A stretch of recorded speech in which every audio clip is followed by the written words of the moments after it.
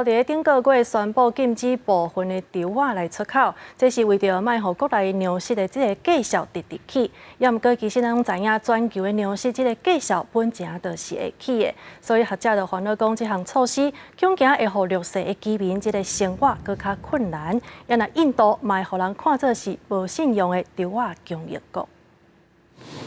印度最近禁止非旁比类的白米出口，来控制国内粮价。 并且扣20%的关税，伫全世界引起白米之乱。到伫咧美国、加拿大等地印度人，拢走去店里抢米，米的价钱也规个拢起来。印度是全世界上大的稻米出口国，占全球贸易量差不多40%。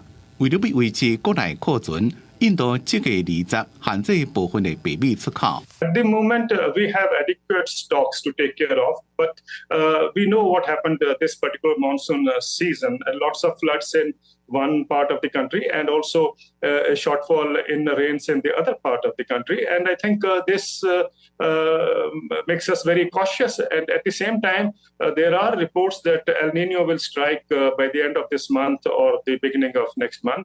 专家认为，政府限制白米出口的政策正正确，尤其伫咧印度关键的3个年，控制国内粮食的绩效是半地政府怎么上着急爱做的。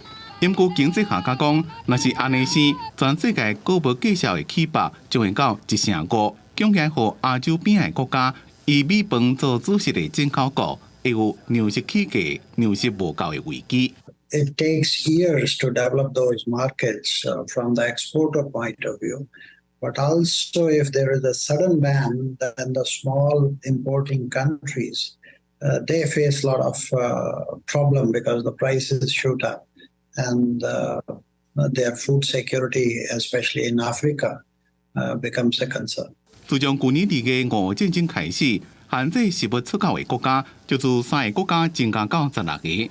像印尼把禁止棕榈油出口，阿根廷禁止牛肉出口。